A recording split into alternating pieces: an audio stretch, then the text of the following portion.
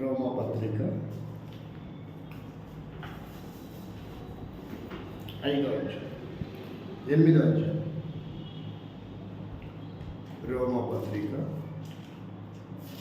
8వ అధ్యాయం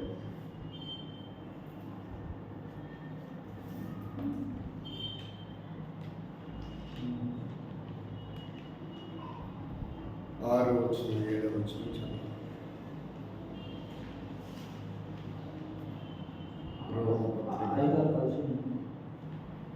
రోమపత్రిక 8వ అధ్యాయం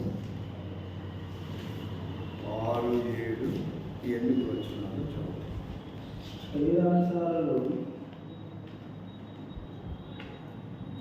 శరీరానుసారులు శరీర విషయం మీద మనసుంటారు, ఆత్మానుసారులు ఆత్మ విషయం మీద మనసుంటారు. శరీరానుసారమైన మనసు మరణము, ఆత్మానుసారమైన మనసు జీవమును సమాధానమై ఉన్నది. ఎలా అనగా శరీరానుసారమైన మనసు దేవుని విరోధమై ఉన్నది. 5వ అధ్యాయం 6వ వచనం 7వ వచనం 8వ వచనం. ఎలా అనగా మన యొక్క అలహీనమై ఉండగా, ఏలి అనగా మనం హీనులమై ఉండగా, క్రీస్తు యుక్త కాలమున క్రీస్తు యుక్త కాలమున భక్తిహీనుల కొరకు చనిపోయాను, భక్తిహీనుల కొరకు చనిపోయాను. నీతిమంతుని కొరకు నీతిమంతుని కొరకు సైతము అది అక్కడ ఆపాలి. నీతిమంతుని కొరకు సైతము ఒకడు చనిపోవట అరుదు, మంచివాని కొరకు ఎవడైనా ఒకవేళ చనిపోతే తెగింపవచ్చును. అయితే దేవుడు మన ఎడల తన ప్రేమను వెల్లడిపరుచుచున్నాడు. ఎట్లనగా మనం ఇంకను పాపలమై ఉండగానే క్రీస్తు మన కొరకు చనిపోయాను. కాబట్టి ఆయన రక్తం వలన ఇప్పుడు నీతిమంతులుగా తీర్చబడి మరింత నిశ్చయముగా ఆయన ద్వారా ఉగ్రత నుండి రక్షింపబడతాము. ప్రార్థన చేయండి.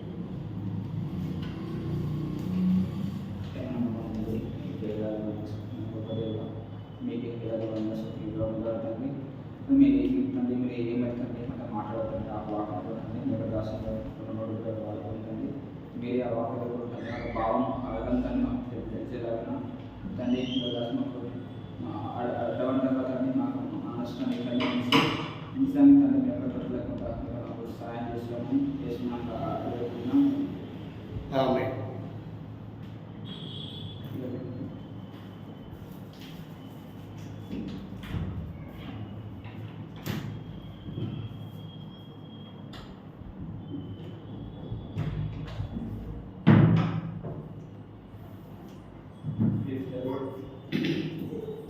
దేవుని వాక్యంలో నుండి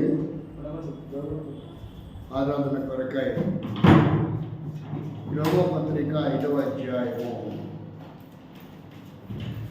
7వ వచనం అట్లా ఒకసారి చదువు.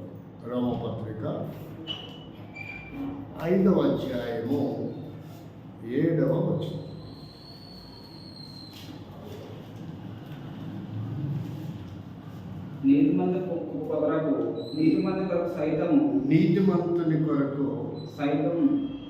నీతిమంతుని కొరకు సైతం కూడా సపరేట్ చేయబాకండి, మళ్ళీ సందులు సమాసాలు పెట్టాలి. నీతిమంతుని కొరకు సైతము అరుదు, మంచివాని కొరకు చనిపోవడం తెగింపవచ్చును. అయితే దేవుడు మన తన ప్రేమను వెల్లడిపరుచుచున్నాడు. ఎట్లనగా మనం ఇంకనూ పాపలమై ఉండగానే క్రీస్తు మన కొరకు చనిపోయాను. కాబట్టి 6వ వచనం ఏలైనగా మనం ఇంకా బలహీనమై ఉండగా బలహీనమై ఉండగా క్రీస్తు క్రీస్తు యుక్త కాలమున భక్తిహీనుల కొరకు చనిపోయాను. ఇది ఈరోజు మన టాపిక్ ఏంటంటే భక్తిహీనుల కొరకు యేసుక్రీస్తు ఎందుకు చనిపోయాడు. మన ఆరాధన అంశం ఏంటి? నీతిమంతుని కొరకు ఒకవేళ ఎవరైనా చనిపోవచ్చు, కానీ యేసుక్రీస్తు ఎవరి కొరకు చనిపోయినాడంట? భక్తిహీనుల కొరకు చనిపోయినాడు. ఏంటి అసలు ఆయన కాన్సెప్ట్ ఏంటి? ఎవడైనా అప్పు చెల్లించే వాడి కొరకు ఏం చేస్తారు? అప్పు తీర్చగలిగిన వాడికి అప్పు ఇవ్వాలనుకుంటారు. ఒక మంచి వ్యక్తికి ఇంట్లో అద్దెకు తీసుకోవాలనుకుంటారు. ఒక బాగా పనిచేసే వ్యక్తికి పనికి పిలుచుకోవాలనుకుంటారు. ఇది మనుషులకున్న సైకాలజీ. కానీ ఇక్కడ దేవుడు ఏమంటున్నాడంటే, దేవుడు పరిశుద్ధుడైతే మనుషుడు ఎవరు? పాపి. ఒక పాపి అయినటువంటి వాడి కొరకు, ఒక భక్తిహీనుని కొరకు యేసుక్రీస్తు ఏమయ్యాడంట? చనిపోయినాడు. ఎందుకని మనం చూస్తే ప్రకటన గ్రంథం 1వ అధ్యాయము 6వ వచనం. ఎవరి కొరకు చనిపోయినాడు? యేసు ఎవరి కొరకు చనిపోయినాడు? తన కొరకు చనిపోయినాడా? తన భార్య పిల్లల కొరకు చనిపోయినాడా? తన కుటుంబం కొరకు చనిపోయినాడా? తన తల్లి కొరకు చనిపోయినాడా? తన తండ్రి కొరకు చనిపోయినాడా? తన ఊరు కొరకు చనిపోయినాడా? తన జాతి కొరకు చనిపోయినాడా? తన దేశం కొరకు చనిపోయినాడా? ఎవరి కొరకు చనిపోయినాడంట? మనలను ప్రేమించుచు తన రక్తము వలన మన పాపముల నుండి మనలను విడిపించాల. అది ఆయన ఉద్దేశం. ఎందుకంటే భక్తిహీనులైన వారిని ఆయన ఏం చేస్తున్నాడు? ప్రేమించాడంట. ఎవరు ప్రేమించాడు? ఒక వ్యక్తి అసహ్యంగా ఉన్న వ్యక్తిని ఏ అమ్మాయిని ప్రేమిస్తుందా? పేదవాడిని, సరైన డ్రెస్ లేని వాడిని, సరైన జుట్టు లేని వాడిని, సరైన అందం లేని వాడిని, సరైన చదువు లేని వాడిని, సరైన క్రమశిక్షణ లేని వాడిని, అట్లాంటి వాడిని ఎవరైనా ప్రేమిస్తుంది అమ్మాయి? మరి ఈయన ప్రేమించాలంటేంది? ఏ మంచితనము లేకపోయిన వాడిని, చెడ్డ లక్షణాలు కలిగిన వాడిని, దుర్మార్గపు లక్షణాలు కలిగిన వాడిని, భక్తి లేని వాడిని, భక్తిహీనుడిని, బుద్ధిహీనుడిని, పాపులని, భ్రష్టులని ఆయన ఏం చేశాడంట? ప్రేమించాడు. అంటే ఆ లిస్టులో నీవు నేను మనందరం ఒకప్పుడు ఉన్నాం. ఏ లిస్టులో? ఇలాంటి భక్తిహీనుల లిస్టులో. భక్తిహీనుల కొరకై భగవంతుడు మరణించాడంట. ఎవరి కొరకు? భక్తిహీనుల కొరకు భగవంతుడు మరణం చెందడానికి ఇష్టపడుతూ వచ్చాడు. చూడ వాక్యంలో రాయబడింది. ఎలాంటి వ్యక్తిలో మనం ఒక్కొక్క విషయాన్ని చూస్తాం. ఒక 4-5 విషయాలు వీలైతే. ఎవరి కొరకంట? భక్తిహీనుల కొరకు ఎవరు చనిపోయినాడు? భగవంతుడు మరణించాడంట. శిలువ మరణాన్ని చెందాడంట. ఏం చేసి? ప్రేమించి, తను ప్రేమించిన కారణం చేత. అలాంటి వ్యక్తిని ఈ విశ్వంలో ఎవ్వరూ ప్రేమించారు. కానీ ఎవరు ప్రేమించాడు? ఎవరు ప్రేమించారట? ఎవరితో స్నేహం చేయడానికి వచ్చాడు? ఎవరి మధ్యలో కూర్చున్నాడు? చూడండి, దేవుని వాక్యం చెప్తుంది. ఎవరింటికి వెళ్ళాడంట? లూకా సువార్త 19వ అధ్యాయము 8వ వచనం, 7-8 వచనాలు చదవండి. ఎవరింటికి వెళ్ళాడు? అందరూ అది చూచి ఈయన పాపి అయిన మనుషుని యొద్ద బస చేయ వెళ్ళనని చాలా సనుగుకొనిరి. ఎవరి దగ్గరికి వెళ్ళాడంట? ఎవరింటికి వెళ్ళాడు? పాపి అయినటువంటి మనిషి. కాబట్టి ఎవరితో భోజనం చేయడానికి వెళ్ళారు? పాపులతో ఆయన స్నేహం చేస్తూ వచ్చాడు. కాబట్టి యేసుక్రీస్తు అని దేవుడైతే పాపులతో స్నేహం ఎందుకు చేస్తాడు? అని దేవుడైతే పాపులతో వచ్చి ఎందుకు భోజనం చేస్తాడు? అని దేవుడైతే పాపుల ఇంటికి ఎందుకు వెళ్తాడు? అని దేవుడైతే పాపుల కొరకు ఎందుకు మరణిస్తాడు? ప్రకటిస్తాడు. అది అందరికి వచ్చినటువంటి విషయంలో డౌట్. కాబట్టి కొంతమంది ఏమంటే మా దేవుడు ఏమంటున్నారు దాన్ని గర్వంగా, మా దేవుడు రిచ్చు, మా దేవుడు పాపం చేసిన చంపుతాడు, పుణ్యం చేసిన బతికనిస్తాడంట. దానికి దేవుడు అవసరమైందా? నేరం లేకపోతే పోలీసులు కానీ, కోర్టు కానీ, గ్రామ పెద్దలు కానీ ఏం చేస్తారు? వదిలిపెడతారు. అది తప్పు లేదని. తప్పున్నోడు ఏం చేస్తారు? తప్పు కట్టిస్తారు, పెనాల్టీ కట్టిస్తారు, శిక్ష వేస్తారు, జ్యుడిషియల్కి అప్పగిస్తారు, కోర్టుకు తీసుకెళ్తారు, శిక్ష వేస్తారు. మరి ఇది మనిషి చేసేది కదా. మరి దేవుడు కూడా అదే చేస్తున్నాడంట. పాపం చేసినోడిని చంపొద్దా? పాపం చేసినోడిని చంపాలా? శిష్యుల్ని కాపాడాలా? దుష్టుల్ని శిక్షించాలా? అది వాళ్ళ దేవుడు చేసే పని. అది మనుషులకు కూడా అలవాటు కదా. మరి దేవుడు కూడా అదే అలవాటు ఉంటే మరి ఎవడు కాపాడుతాడు ఇంకా మనుషుల భూమి మీద? అందుకనే అది ఎన్ని కోట్ల సంవత్సరాలైనా మన దేవుడు ఎవరి కోసం వచ్చాడంటే పాపులను. చూడండి, ఒకసారి చూడండి. నీతిమంతులను పిలవరాలేదు, పాపులను పిలవచ్చు. ఏమని చెప్తున్నాడు? ఎవరిని పిలవడానికి వచ్చాడంట?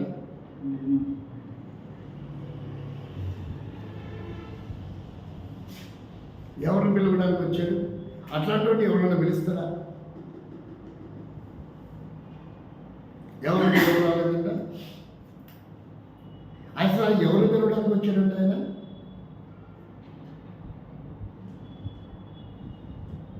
బైబిల్లో అసలు ఆ కొటేషన్ చదువుతూనే ఎదుటి వాడికి మైండ్ బ్లాక్ అవుతుంది. అట్లాంటి పదాలు ఉన్నాయి. యేసు దేవుడు కాదనుకున్న మూర్ఖులకి, బుద్ధిహీనులకి, మత ఛాందస్యవాదులకి మైండ్ బ్లాక్ అయ్యే మాటలు ఉన్నాయి. ఎవరు పిలవడానికి వచ్చాడంట?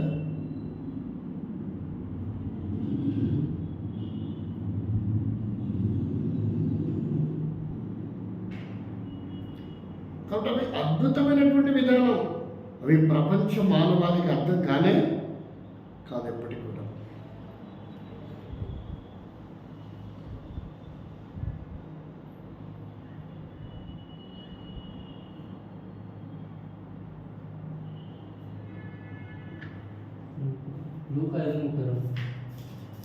కాబట్టి ఈ వైద్యుడు రాశాడు, అది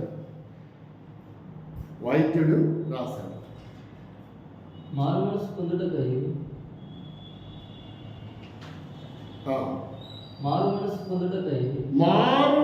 పొందుటకై నేను పాపులను పిలువచ్చుని గాని. ఎవరు పిలిచాడంట? పాపులను పిలువచ్చు. చంపడానికి కాదు వచ్చింది, నరకాన్ని పంపడానికి కాదు యేసుప్రభు వచ్చింది. కొంతమంది అంటున్నారు యేసు ప్రజల్ని ఏం చేయడానికి వస్తున్నాడు? నరకాన్ని పంపడానికి వస్తున్నాడు అనుకుంటున్నారు. కానీ యేసు ఎందుకు వచ్చాడంట? యేసు ఎందుకు వచ్చాడంట? పాపులను పిలవడానికి వచ్చాడు. ఎందుకు వచ్చాడు? పాపులను పిలవడానికి వచ్చాడు. ఎందుకు వచ్చాడు? పాపులతో స్నేహం చేయడానికి వచ్చాడు. ఎందుకు వచ్చాడు? పాపులతో విందు చేయడానికి వచ్చాడు.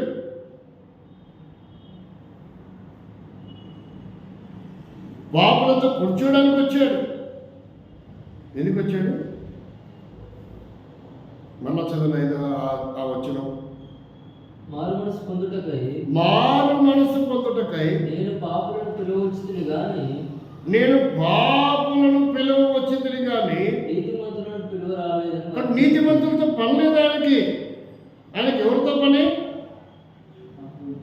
ఎవరితో పని అన్నా? మరి పాపని ఎవడైనా ప్రేమించాడా? కాబట్టి నీవు నేను పాపపు కోపములో భ్రష్టుపట్టి భక్తిహీనులము, బుద్ధిహీనులము, అనీతిమంతులము, అనర్హులముగా, అయోగ్యులముగా మనం ఉన్నప్పుడు యేసుక్రీస్తు ప్రభు ఎందుకు వచ్చాడంట? ఆ పాపము మరణ నియమము నుండి, అగ్నిగుండం నుండి మనల్ని విడిపించడానికి 2025 సంవత్సరాల క్రితం ఈ భూమి మీదకి యేసుక్రీస్తు నామధారుడిగా వచ్చాడు. ఎందుకు వచ్చాడు? నిత్య నరకం తప్పించి నిత్య రాజ్యంలో చేర్చడానికి, భ్రష్టు పట్టిన వారిని, దుర్మార్గులని, దుస్తులని, పాపులని, అయోగ్యులని, అక్రమస్తులని, అన్యాయస్తులని, దొంగల్ని, మోసగల్ని, వ్యభిచారులని, కబ్జాదారులని, భూత వైద్యులు, చేతబడి చెప్తులు, ఇలాగ అనేక రకాలతో దుష్ట కార్యాలతో బందీ అయిపోయి భార్య, పిల్లలు, కుటుంబము వెలివేసినటువంటి, ముద్ర వేసి వెలివేసినటువంటి వారిని ప్రేమించాడంట.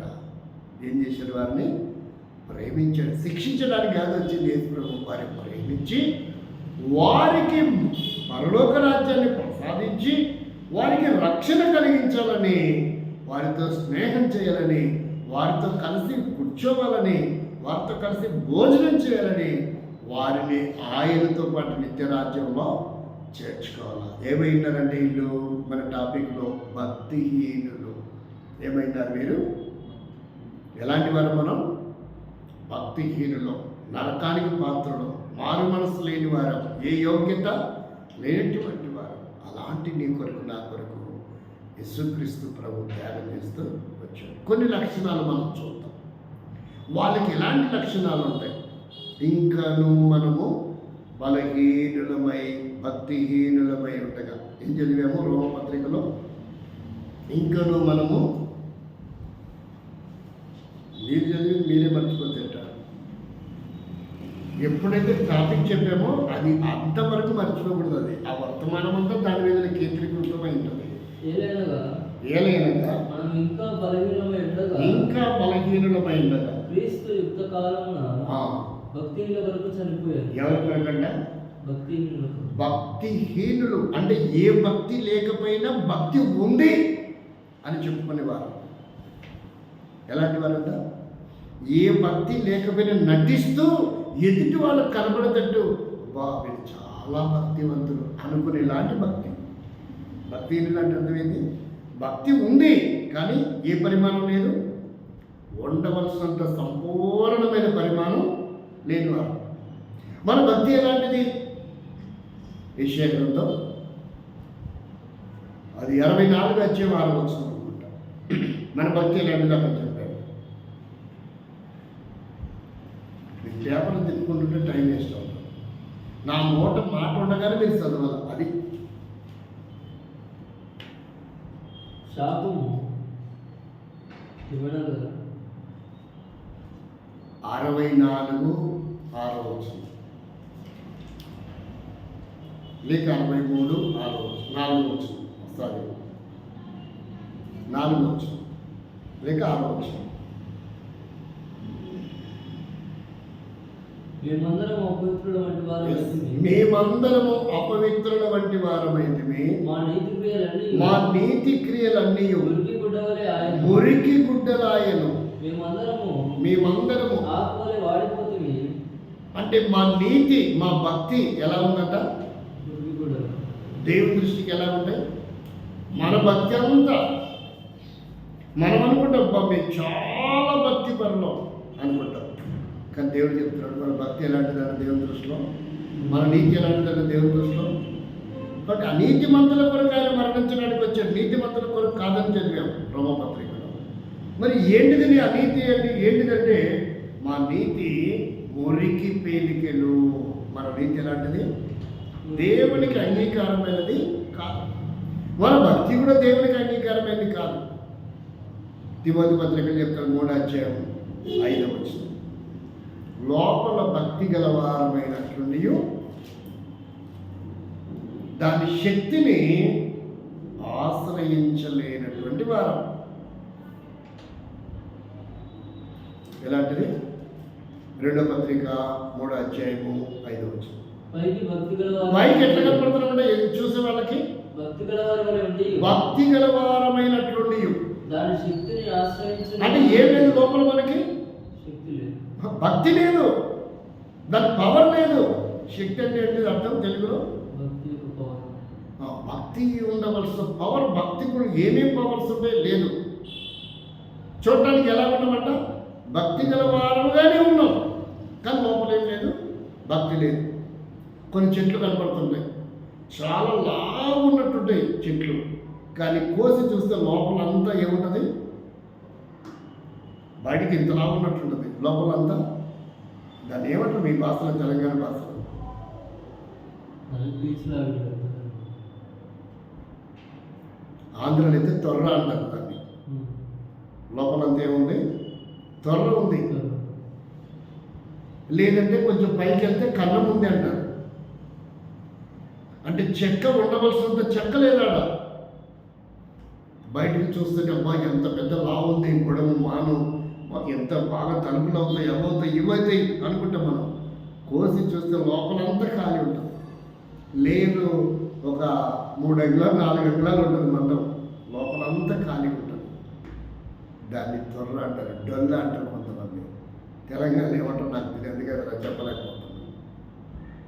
కన్నమే ఉంటుంది. విశ్వాసులు కూడా అలాగే ఆ చెట్లాగా ఉన్నారంట. లోపలంతా ఏం లేదు, భక్తి లేదు, బయట మాత్రం ఏమో కనపడుతుంది, భక్తి. అంటే ఇప్పుడు మనం భక్తిహీనులము.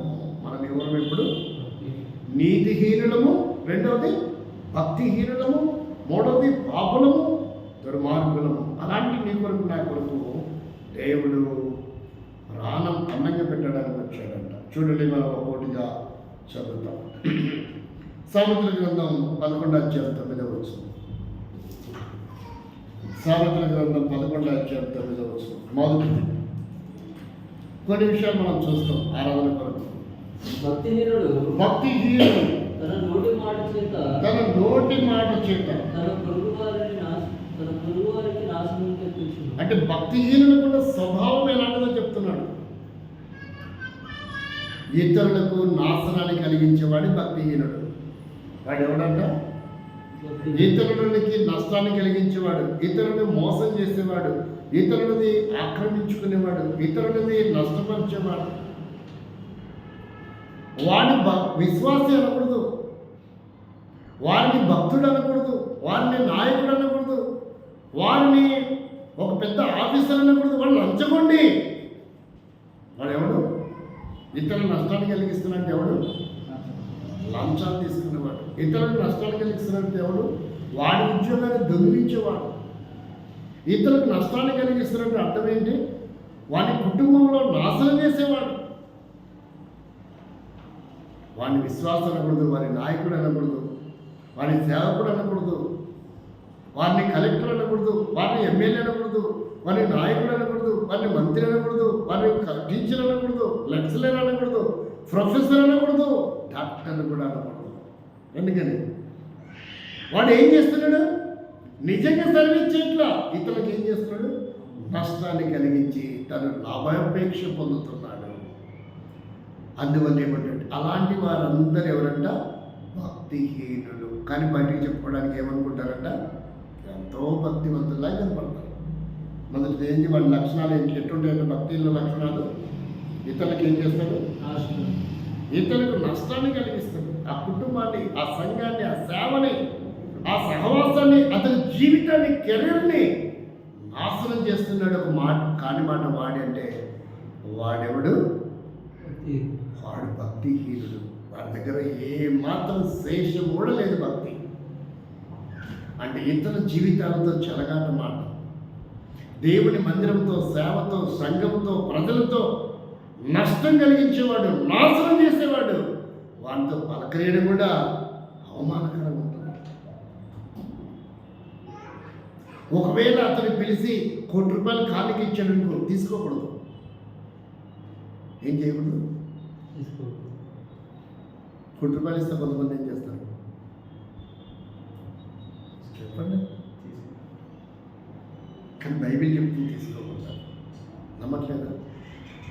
5వ అధ్యాయం 2వ రాజుల గ్రంథం 5వ అధ్యాయం 8వ వచనం 9వ వచనం చదవండి. వెరీ క్లియర్గా చెప్తుంది. అట్లాంటి ఏది ఇచ్చినా తీసుకోకూడదు. చాలా తప్పంట. అది పాపం. తీసుకుంటే అది తీసుకున్నాడికి ఏమవుతుంది? పాపం అవుతుంది. ఇప్పుడు చదవండి ఏమని చెప్తున్నాడు? ఎన్నో అధ్యాయం చెప్పాను? 5వ అధ్యాయం. 5వ అధ్యాయం చెప్పాను. తీసుకుంటే ఏమవుతుందో ఎక్కడ చెప్పాడు? వెరీ క్లియర్గా చెప్పిన మాట చూడండి.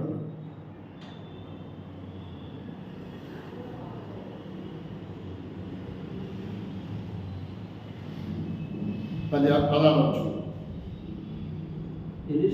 ఎలీషా ఎవరి సన్నిధిలో నేను నిలబడి ఉన్నాను, ఆ ఇశ్రాయేలు దేవుడైన ఆ యెహోవా జీవితోడు నేను ఏమీ తీసుకున్నానని చెప్పాను.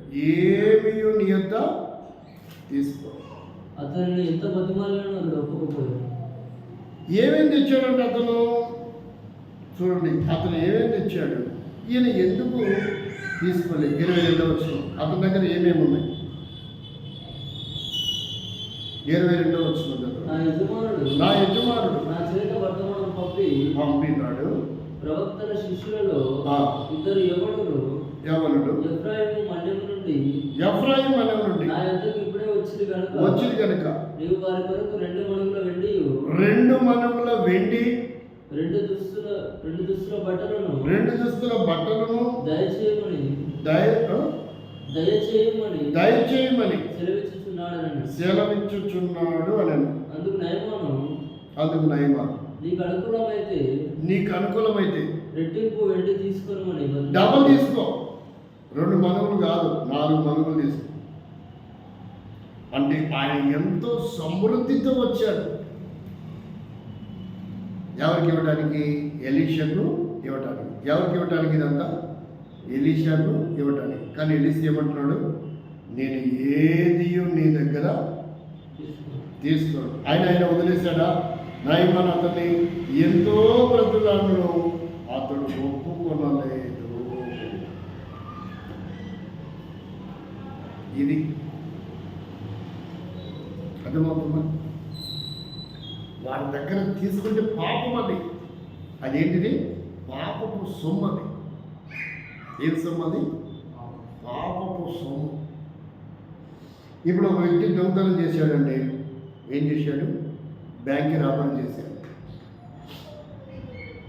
బ్యాంక్కి రాబరీ చేసిన తర్వాత ఒక సేవకుడి దగ్గరకు వచ్చి, అయ్యా మీరు చర్చి కడతానన్నారు కదా, ఇదిగో నేను 5 లక్షలు చర్చి కొరకు కానుకిస్తున్నాను, తీసుకోనండి అన్నాడు. ఎంత? 5 లక్షలు కానుకిస్తున్నాను, తీసుకోనండి అన్నాడు. ఇప్పుడు ఆ సేవకుడు ఏమనుకుంటాడు? అందరు 50,000 20,000 ఇస్తానన్నారు. వీడు పరిమాణోడు అనుకున్నా, వీడు ఎంత ఇస్తున్నాడు? 5 లక్షలు ఇస్తానంటున్నాడు. అసలు మా చర్చిలో ఈయనంత గొప్పవాడెవడు లేడనుకుంటా. ఈ లోపల పోలీసులకు వాడు పట్టుబడతాడు. బ్యాంకులో ₹1 కోటి పెట్టి ఈ దగ్గర ఎంత ఉన్నాయంట?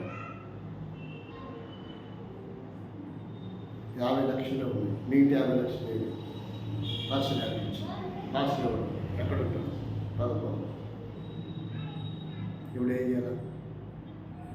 పాస్టర్ గారు కూడా ఏం చేయాలి? ఇప్పుడు వీడు 50 ఊళ్ళో కూర్చుంటాడు.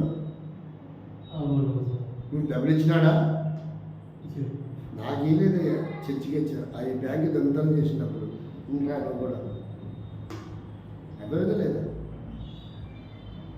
అందుకని ఏది తీసుకోవాలో అది అన్యాయపు సొమ్ము. ఏంటిది అది? అన్యాయపు సొమ్ము కడుపుకి దక్కదు. అన్యాయపు సొమ్ము కడుపుకి దక్కదు. ఒకసారి నా జీవితంలో ఏం జరిగిందో నేను చెప్తాను. అది భక్సింగ్ గారి జీవితంలో ఏం జరిగిందో కూడా చెప్తాను. నేను విపరీతమైన ఆకలితో ఉన్నాను. ఒక 3-4 రోజుల నుంచి నాకు ఏమీ లేదు. ఇంతకుముందు చెప్పాను కదా, ₹2 పునుగు తింటే అదే ఆ రోజుకి భోజనం. 40 రోజులలో ఇంకా ₹2 పునుగు తినే అవకాశం కూడా లేదు. అప్పటికి 4 రోజులైంది నాకు ఏమీ లేక సువార్త పత్రికలు పనిచేస్తున్నా. కానీ ఆ 4 రోజులు భోజనం లేని టైంలో 15-20 కిలోమీటర్లు కూడా పోలేకపోతున్నాను. నీరసం వస్తుంది, ఆకలి వేస్తుంది, కొట్టి నీళ్ళు తాగే ఉంటున్నా. ఇంట్లో ఉంటే ఏం కాకపోవచ్చు, మళ్ళీ పత్రికలు పంచుతున్నాం.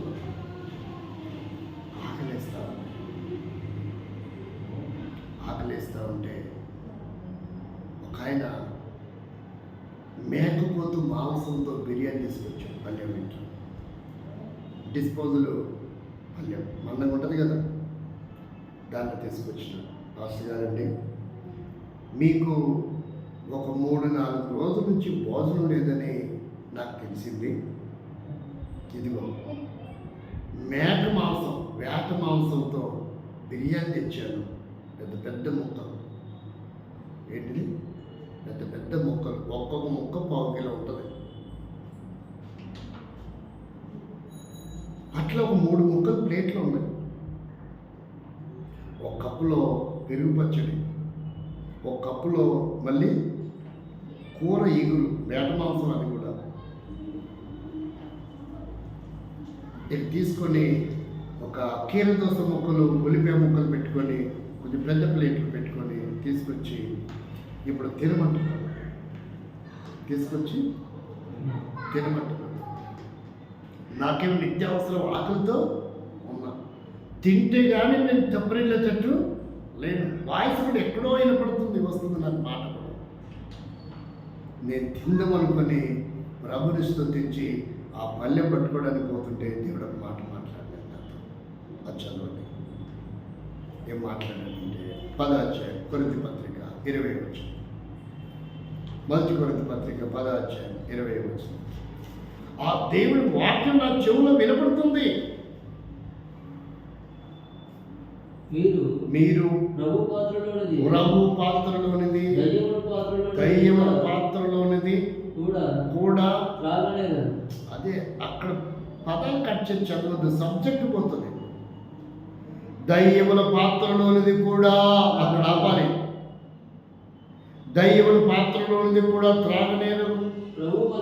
ప్రభు బల్ల మీద ఉన్నది, దయ్యముల బల్ల మీద ఉన్నది, ఉన్నదానిలో కూడా పాలు పొందనేరరు. ఈ వాక్యం దేవుడు నన్ను స్వరం వినపడుతున్నాను. ఇప్పుడు నేను తినాలా వద్దా? అంటే వాడు తెస్తున్నది ఏదో ఇంట్లో ఫంక్షన్ కోసం ప్రేమతోనో కాదు. నా భక్తిని, నా పవిత్రతని, నా యథార్థతని, నా నమ్మకత్వాన్ని, దేవుని చిత్తాన్ని నుంచి నన్ను దుష్టుడు తొలగించడానికి ఆకలితో ఉన్న భోజనము తినమంటున్నాడు. నువ్వు అయితే ప్రస్తుతానికి ఆకలితో ఉన్నావు కాబట్టి భోజనం తిను. బిర్యానీ వచ్చింది, అది కూడా మటన్ బిర్యానీ. ఇంకెవడైతే కింద ముందు చూస్తారా? ముందు ఏం చేయమంటారు? ప్రాణం బయటట్టు ముందు తిన్న తర్వాత సంగతి. నేను తినలా. సో సారీ సార్, ఇప్పుడు నేనున్న పరిస్థితుల్లో బిర్యానీ తినే కెపాసిటీలో నేను లేను. ఏమనుకుందండి, ప్లీజ్ థ్యాంక్ యూ సార్ అని చెప్పాను. బ్రతలాడుతున్నాడు, నోట్లో పెట్టబోయాడు. తిని చూడు టేస్ట్ ఎట్టుంటుంది. ప్లీజ్ అండి, నేను వ్రతంలో ఉన్నా, నేను పూజలో ఉన్నా, ఏమనుకోకండి సార్ ప్లీజ్. ఒకవేళ పూజలు ఉన్నప్పుడు నేను తినిపించినా మీరు కూడా పాపం చేసిన వారు అవుతారు. అప్పుడు ఆయన భయపడి వెళ్ళిపోయాడు. యేసుక్రీస్తు జీవితంలో కూడా జరిగింది ఒకటి. ఆయన కూడా ఉపవాసం ఉండి ప్రార్థన చేస్తున్నప్పుడు సాతాను ఏం చెప్పాడు? ఇదిగో ఈ రాళ్ళని రొట్టెని చేసుకొని తినమన్నాడు. చేసుకొని తిన్నాడా? లేదు. మరి భక్సింగ్ గారి చేతుల్లో ఏం జరిగింది? దేవుడు ఆయన ప్రయాణం కొరకై 100 రూపాయలు ఇస్తానని చెప్పాడంట. ఎంత ఇస్తానని చెప్పాడు? 100 రూపాయలు. ట్రైన్ ఆగింది. ఆ కాలంలో జరిగినవి చెప్తున్నాను. ట్రైన్ ఆగింది. వీళ్ళు టికెట్లు తీసుకొని ట్రైను ఎక్కాలి. ప్రార్థన చేస్తున్నాడంట భక్సింగ్ గారు. ట్రైను ఇంజిన్ స్టార్ట్ అయిందంట. అప్పుడు ఏం ఇంజిన్? స్టీమ్ ఇంజిన్ కదా. స్టార్ట్ అయింది, హారన్ పెడతా ఉంది, ఇక పోయేటట్టుంది. ఇది ఎక్కుదాం అనుకుంటున్నారంట టికెట్ లేకపోయినా సరే. అయితే అప్పుడు పరిగెత్తుకుంటూ వచ్చాడంట. వచ్చి ఏమైనా భక్సింగ్ గారు ఎవరు? భక్సింగ్ గారు ఎవరని అడిగారంట. ఏంటి ఈయననే భక్సింగ్ గారు. ఏంటి అడుగున్నాడు? ఏంటి ఆయన ప్రార్థన చేస్తాను. విషయం ఏంటో చెప్పు. నాకు దేవుడు 99 రూపాయలు ఇచ్చినామని చెప్పాడు అంటే వీళ్ళు ఎక్కలేని సంతోషంతో ఉన్నారంట. టికెట్కి డబ్బులు వచ్చేసినాను. తీసుకోబోతుంటే నో అన్నాడంట. ఏమన్నాడు? No, it is wrong. వెంటనే భయం వేసి చేపెట్టాడు. గతలాడంట తీసుకుని ఇలా ఆడ వెళ్ళిపోయిన తర్వాత ఇంకొక ఆయన వచ్చినట్ట. అయ్యా ఇక్కడ పక్షి గారు ఎవరు, ఏంటిది? ఏంటి? దేవుడు 100 రూపాయలు ఇచ్చినామని చెప్తున్నాడు, తీసుకోండి. Yes, that is good, take it అన్నాడంట ఆయన. ఏమన్నాడు? Yes, that is good, take it. అప్పుడు ట్రైన్లో టికెట్ తీసుకుని కూర్చొని మాట్లాడప్పుడు అదేంటన్నా 99 రూపాయలు, 1 రూపాయి తగ్గింది, నష్టం ఏంటి? ట్రైన్ వెళ్ళిపోతే ఏంటి సంగతి? అది దేవుడు పంపిన డబ్బు కాదు. దేవుడు నాకు ఎంత ఇస్తానని చెప్పాడు? నీ టికెట్ల అవసరాల కొరకు 100 ఇస్తానన్నాడు. కానీ వాడు ఎంత తెచ్చాడు? మనమైతే ఏం చేస్తాం? 1 రూపాయి తగ్గితే ఏముందని అనుకోమా? అది దేవుని సంకల్పం అంటే నో అన్నాడంట. ఒక్కోసారి సాతానుడు దైవ ప్రత్యక్షత నుంచి మనం ఏం చేస్తాడు? భ్రష్టు పట్టించాలనుకుంటాడు. మనం మోసపోతాం, ఏదో ఒకట్లే అనుకుంటాం, రాజీ పడతాం. కాదు, అది భక్తిహీనత. దాన్ని ఏమంటారు?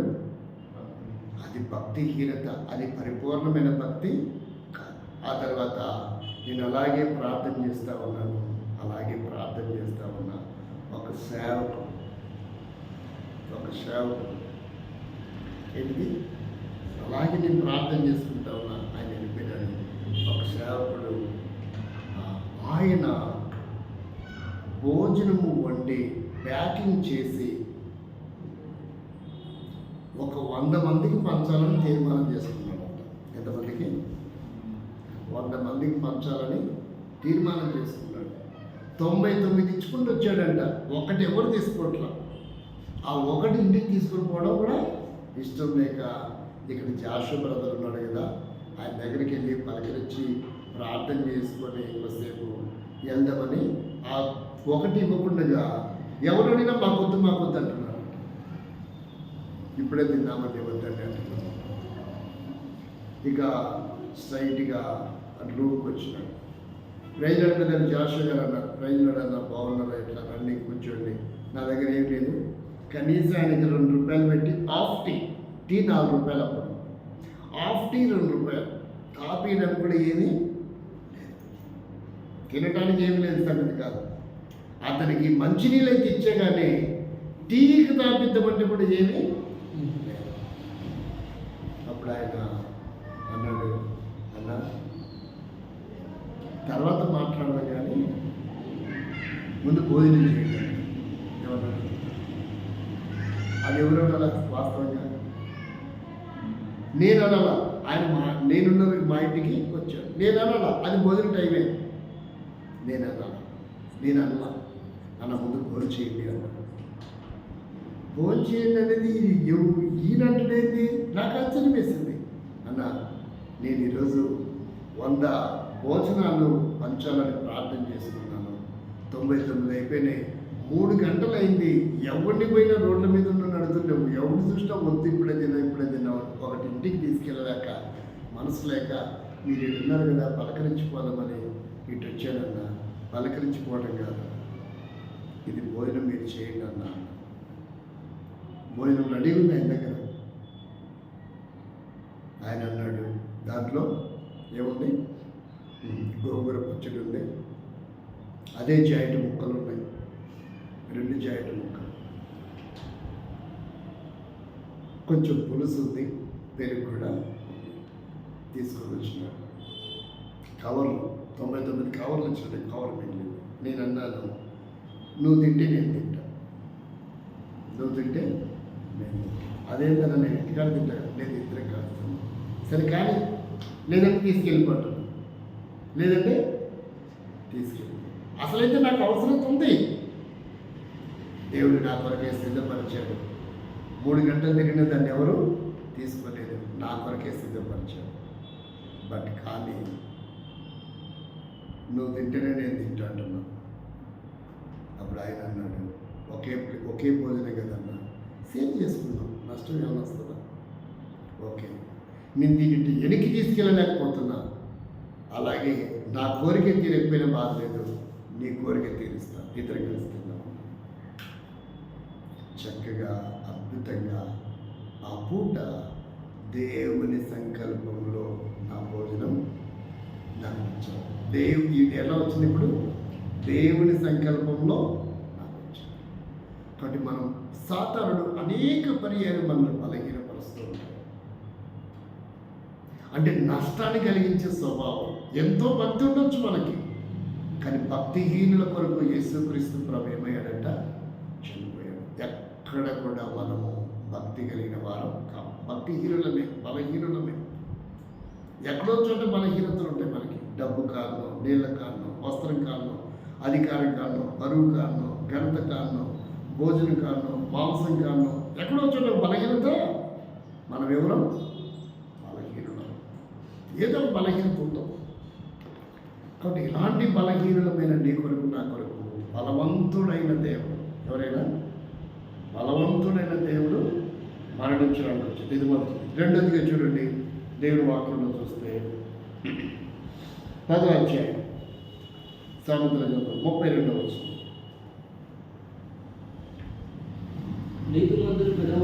నీతిమంతుని పెదవులు ఉపయుక్తమైన సంగతులు పలుకును. భక్తిహీనుల నోట మూర్ఖపు మాటలు వచ్చును. అంటే భక్తిహీనులు ఎట్లుంటుంది నోరు? ఎవరికి రుచికరంగా ఉండవు. ఇక బండబూతులు ఉంటాయి, వినటానికి కూడా ఇష్టపడరు, అసహించుకుంటారు. భక్తిహీనులు ఎలాంటి నోరు ఉంటుందంటే వాళ్ళకి మూర్ఖపు మాటలు, ఎవరు వినేటటువంటి మాటలు కాదు. అంటే మన నోటి మాట అంత అసహ్యంగా ఉంటుంది ఇతరులకి. అది భక్తిహీనుల స్వభావం. అంటే ఎలా ఉంటుందంటే ఇతరులకి వినటానికి ఇష్టపడదు, లేచి వెళ్ళిపోతారు మన మాటలు చూస్తుంటే. అంటే భక్తిహీనుల నోటి మాట అంత అసహ్యాన్ని పుట్టించేదిగా, కనీసం ఒక్కసారి కూడా వినడానికి ఇష్టపడలేనటువంటి విధానంలో ఉంటాయి మన నోటి మాట. అంత దుర్భాషలాడుతున్న వారు భక్తిహీనులు. అలాంటి వారి కొరకు యేసుప్రభు ఏమయ్యాడంట? చనిపోవడానికి వచ్చాడు. మనం కూడా అలాంటి వారు, బండబూతులు తిట్టేవారు, అసహించుకుని పడవే. మనిషి అందంగా ఉండొచ్చు, కానీ నోటి మాట బూతులు, వినడానికి ఇష్టపడలేదు, అంత అసహ్యం ఉంటుంది. అలాంటి వారి కొరకు కూడా యేసుక్రీస్తు ప్రభు ఏమయ్యాడు? మరణించడానికి ఇష్టపడ్డాడు. 10వ అధ్యాయం 20వ వచనం. 10వ అధ్యాయం 20వ వచనం చూడండి. భక్తిహీనులు ఎలాంటి వారు? భక్తిహీనుల ఆలోచన పనికి మారినది. అంటే ఆలోచన కూడా ఉపయోగం ఉండదు, యూజ్లెస్. భక్తిహీనుడి ఆలోచన థాట్ ఎలా ఉంటుందంట? వాడు చేసే పని కాదు, వాడికి పుట్టే ఆలోచన కూడా ఎలాంటిది? పనికి మారింది. అంటే వాడు పనికి వచ్చాడు కాదు, వాడి ఆలోచన కూడా కనీసం ఏం రాదు, పనికి రాదు. అది భక్తిహీనుడు. భక్తిహీనుడు ఎవరికి ఉపయోగకరమైన ఆలోచనలు రావాలకి, వాడికి కూడా ఉపయోగపడదు వాడి ఆలోచన. అలాగని ఇతరులకు కూడా ఏమీ ఉపయోగపడేది కాదు. అందుకే పనికి మారినదంటే ఏంటి? యూజ్లెస్. ఉపయోగకరమైన మాటలు కూడా, ఆలోచన కూడా ఉండవు. వాడు చేసే పని ఉపయోగకరంగా ఉండదంట, కనీసం వాడికి వచ్చే థాట్ కూడా, ఆలోచన కూడా ఎలాంటిది? అలాంటి పనికి మాలినటువంటి ఆలోచనలు కలిగిన వారు. అయినా సరే ఇలాంటి వాళ్ళ కొరకు యేసు ప్రభు మరణించడానికి ఇష్టపడ్డాడు. చూసారు ఎంత ఆశ్చర్యంగా ఉంది. మూడోదిగా చూస్తే భక్తిహీనులకు ఎలా ఉండదో మూడోది చూడండి. 11వ వచనం 10వ అధ్యాయంలో సామెతలు. భక్తిహీనుల నోరు బలాత్కారమును మరుగుపరచును. ఏంటంటే బలాత్కారము మరుగుపరచును. చదవండి. ఏం చేస్తుందంట? భక్తిహీనుల నోరు ఆ, బలాత్కారం మరుగుపరచును. అంటే ఏది మరుగుపరచకూడదో దాన్ని మరుగుపరుస్తుంది. ఏది మరుగుపరచకూడదో దాన్ని మరుగుపరచకూడదు. అంటే చెప్పాల్సిన దాన్ని చెప్పదు, చెప్పకూడదు దాన్ని చెప్తారు.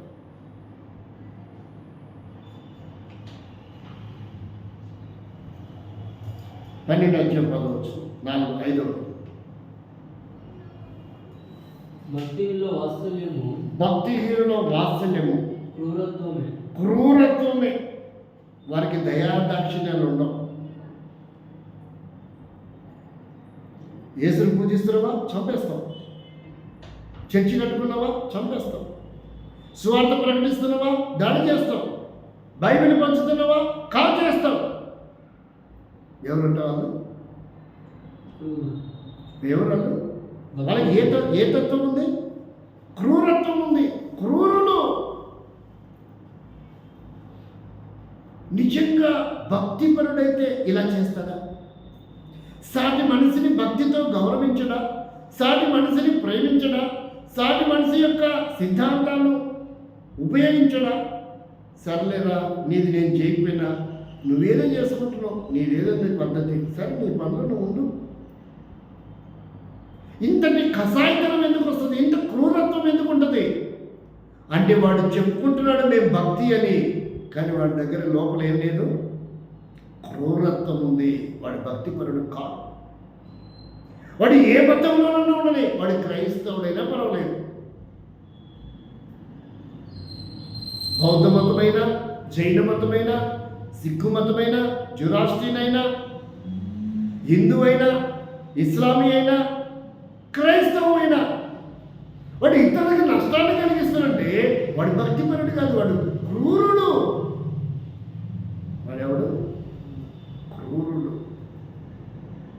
బయటికి భక్తి మాది అని ఒక ట్యాగ్ తగిలించి ఇతరుల్ని దాడి చేసి, ఇతరుల్ని గౌరవించకుండా, ఇతరుల ఉనికిని భూమి మీద లేకుండా చేయాలనుకున్నాడు కూడా భక్తివంతుడేనా?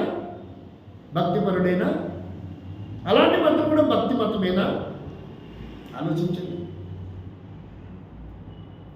ఇతరుల ఉనికిని లేకుండా చేయాలనుకున్నవాడు వాడు భక్తి కలిగిన మతస్థుడు కాదు, భక్తిపరుడు కాడు, భక్తిపరురాలు కాదు, క్రూరుడు. అందుకనే యేసుప్రభు ఏం చెప్పాడు తెలుసా? 10వ అధ్యాయంలో చూడండి, మత్తయి సువార్త 10వ అధ్యాయం ఆ వచనం చదవండి. తోడేళ్ల మధ్యకు నేను మిమ్మల్ని పంపుతున్నాను. 12-16.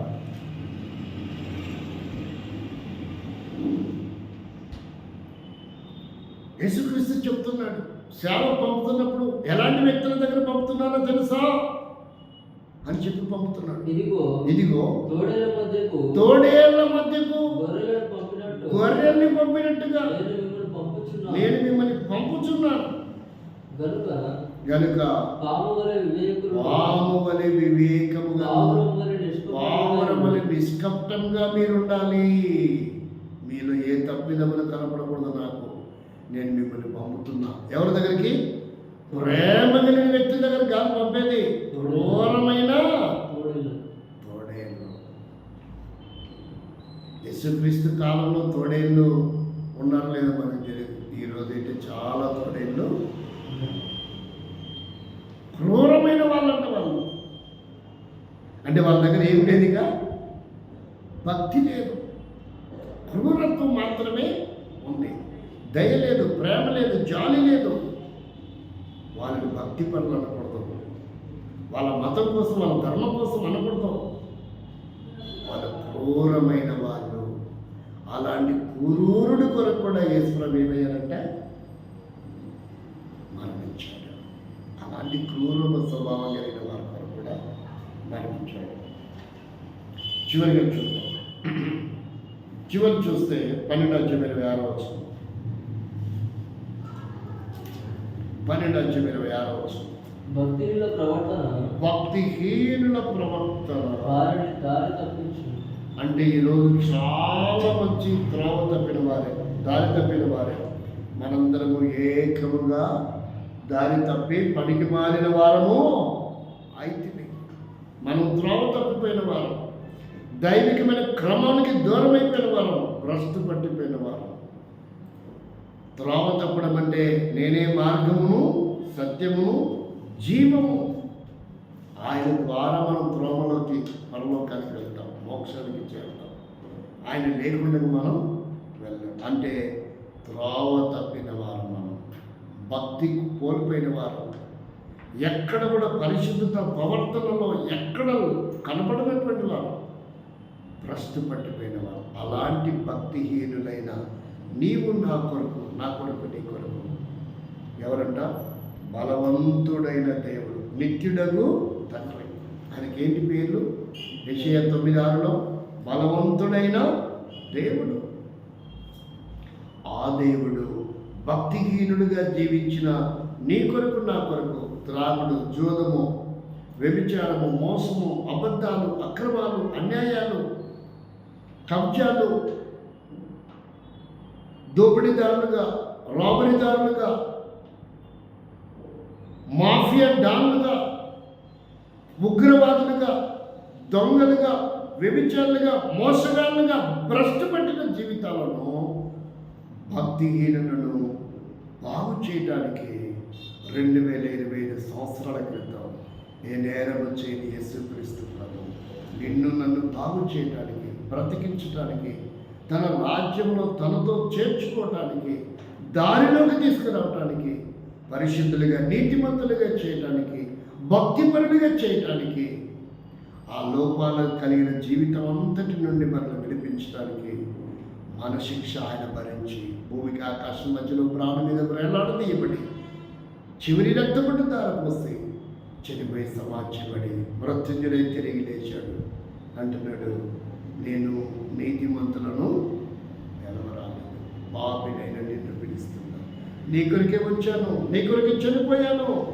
ఇకనైనా నా మాట వింటావా? ఇకనైనా నాకు లోబడతావా? నువ్వేమి చేయని అవసరంలా, సూక్ష్మంలో మోక్షం. మరి ఏం చేయాలా? వేటలు, మాంసాలు, పొట్టేళ్ళు, బలులు చేయాలా? లేదు. మొదటి యోహాను పత్రిక 1:9 అది చేస్తే చాలంట. మనం నీతిమంతులుగా చేసి, నిందారహితులుగా చేసి, పరిశుద్ధులుగా చేసి, భక్తివంతులుగా చేస్తాడు దేవుడు.